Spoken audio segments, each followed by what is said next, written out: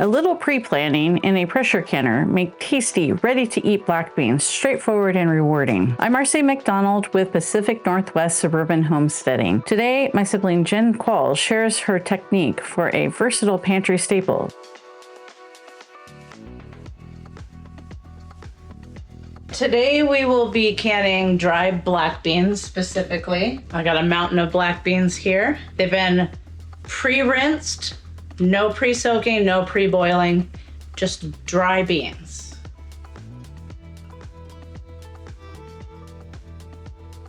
And I'm going to rinse my beans. This is 10 cups of dry black beans.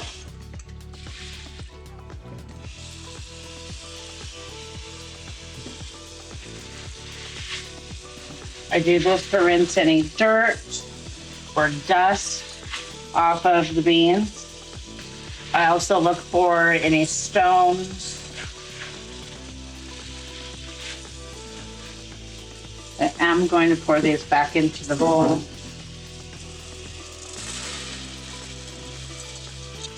Blow out any of the skin.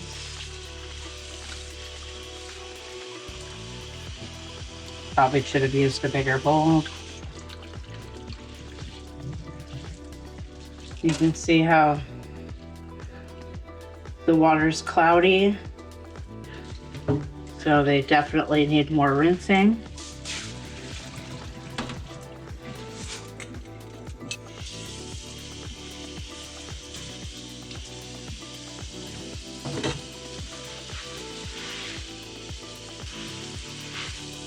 You'll see some of them are in half. I don't care. They all cook up the same in the canner. Pull that one out. It's an underdeveloped bean.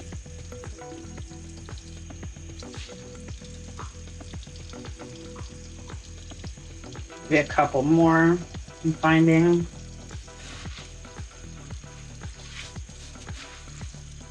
You kind of feel in there wrinkly and underdeveloped.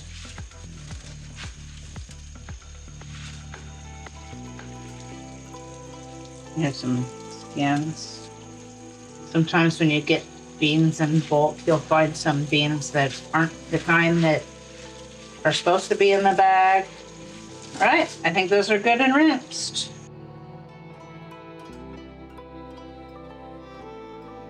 I'm doing in pint-sized jars. Pint-sized jars take half of a cup of dry beans. If you're doing quarts, it will take 1 whole cup of dry beans. Also today, because we primarily use these in homemade chili, or I also throw them in my taco meat, I have mixed cumin and chili powder together.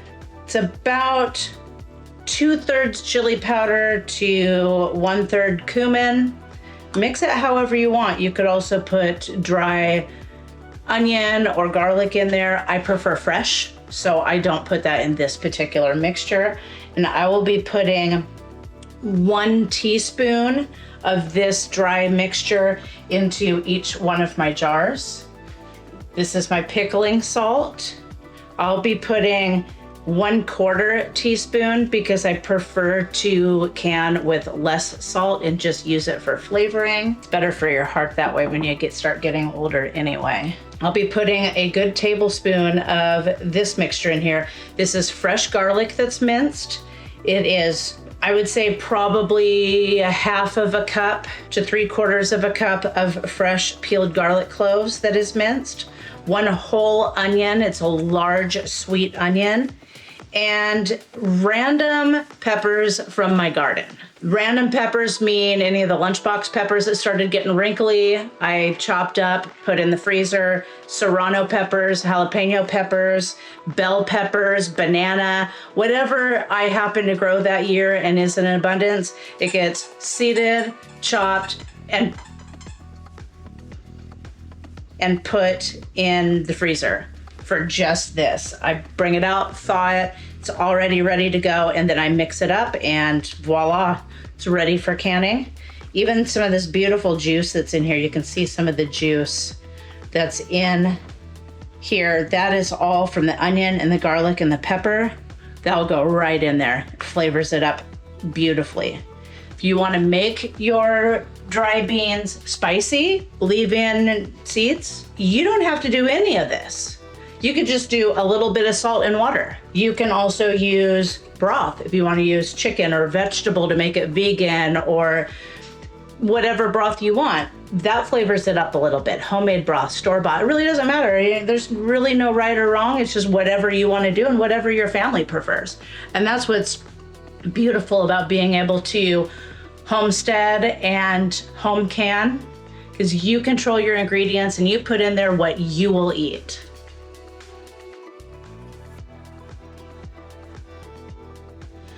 So I'm gonna get started. First thing I'm gonna do, I'm gonna put a half of a cup of the black beans that have been rinsed, that are still dry, in my jars. Let's get started. I tend to heap it up just a little bit, like that. With black beans, they tend to be a little bit smaller and they don't consume as much of the jar. So a little bit more doesn't hurt it, a little bit less. What's important is making sure that you keep your headspace. And we'll go over that a little later.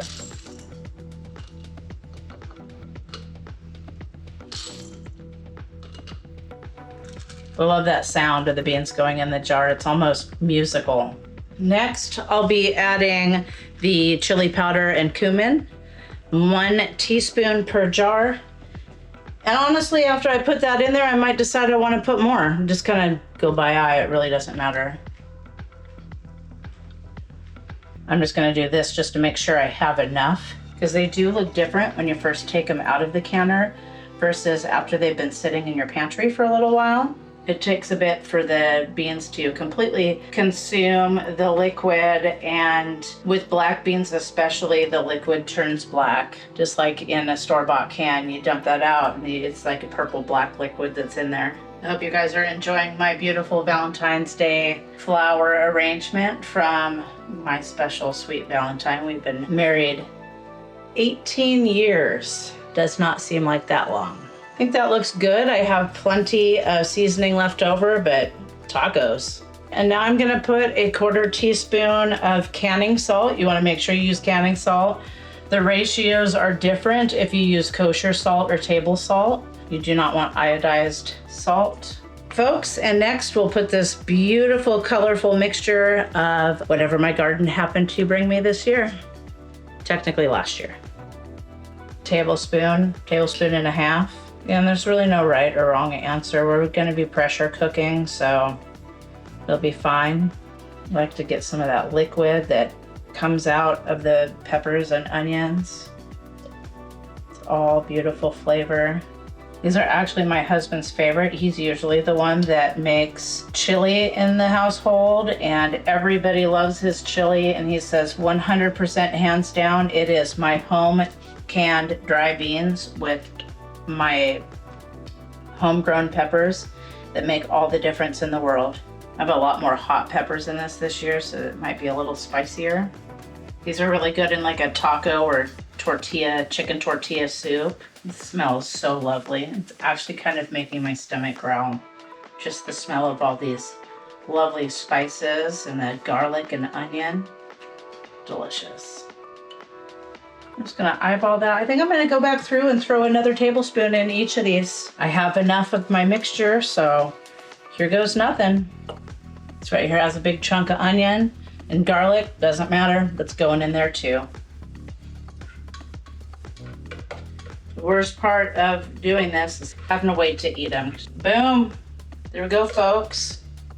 Now for the water. I'm just gonna clean this up a little bit before I bring my water over. Here we go, almost the last step. Well, I'm gonna fill these with water. You do want 1 inch of headspace. I've been boiling this water for probably 20 minutes just because I started filling my jars after it had already started boiling for about 10. I'm just gonna turn it off just to make it easier while I'm filling the jars. This is one of the biggest pots I have. It's also a canner for a water bath, it has an insert that goes with it that's super cool. And to make it easier than ladling, I'm actually using the good old-fashioned Pyrex measuring cup.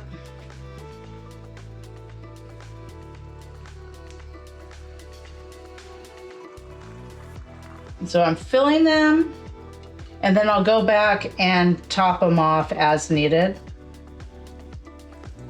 It's so beautiful seeing everything mix up and the color of the water change because of the chili powder. I tell you, this smells like taco soup with the peppers and the chili powder and the cumin. It's so delicious. I wish we had smell-o-vision. I mean, now that we have electric cars, that'll probably be the next thing is smell-o-vision. And this water is hot, and I can feel the steam coming up when I pour. So be careful. You don't want to get steam burns. You want to be careful not to spill and burn yourself. Each jar is taking about 1 cup of water with all of my additions. So if you didn't have peppers, it might take a little bit more than 1 cup of water. But we'll want to measure it at the end and make sure that we have about 1 inch of headspace. Nifty little tool. It measures what 1/4 of an inch, 1/2 inch, 3/4 of an inch, and 1 inch. What's really cool is you literally set that on the edge of the jar, and it tells you, it even says it's marked. So if we wanted, let's say, 1/2 inch of headspace, you would put that on the 1/2 inch, which is right there, and you would fill your jar until it touched the bottom right here. 1/2 inch is approximately to this little rim at the neck. I will show you what 1 inch is. It's just about a little bit more than what I have in here. And I'm just gonna eyeball it. I'm not gonna use my handy dandy funnel. So 1 inch in a pint-sized jar. It's right there. And this is really important for siphoning reasons and expansion of the product that you have in there. The beans will expand, and if they expand too much and you put too much liquid in, then you'll get a lot of siphoning, potentially causing your jars to not seal because debris comes up on the edge rim of the jar. And with beans, I want to make sure that I got it right with the beans. All right, I think we're good. I could check them out all day and probably not be happy. I'm gonna grab a rag so I can wipe the rims, which is important for the sealing. I'm just using a paper towel. Just gonna dip it in a little bit of water here. And I'm gonna wipe all the rims, make sure there's no powder from my chili powder and cumin, just in case there's any garlic or peppers on the edge. This is the reason why you wipe your rims. It's not much, but that's enough. It doesn't take much to not seal.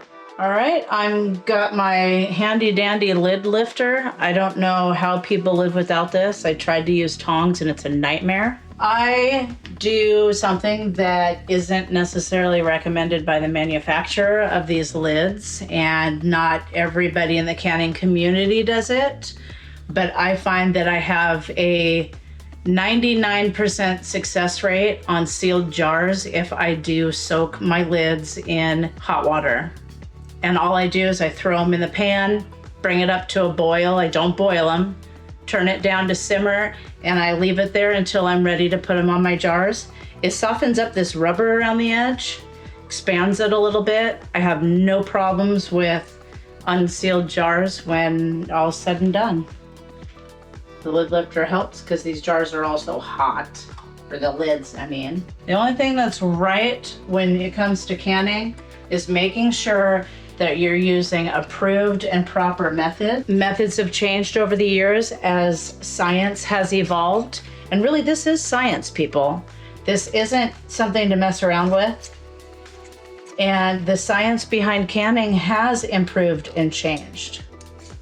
So things, methods, whatever that Granny used to use may not be safe. The whole point is learning more and not getting sick with this. Botulism is not something to mess around with. It kills. I do not want to be responsible for being the one that kills my family, so I try to keep up on the latest and greatest canning rules. So you'll see I'm just putting the rings on. I'm using my fingers, finger tight. And when I do it, I kind of push down on the jar a little bit and make sure that I get a decent last little push and turn on that. You don't want your lids, your rings on too tight. If the ring's too tight, then they could explode. Or people have asked why their flats have actually expanded and they buckle outward. That's dangerous. This is not for the faint of heart.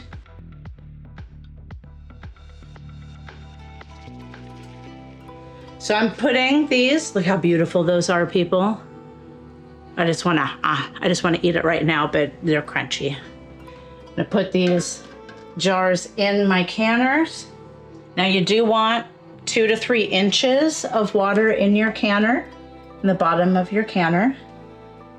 I could fit 10 in here. Just gotta move everything around just a scotch. There we go. So I got 10 in there now.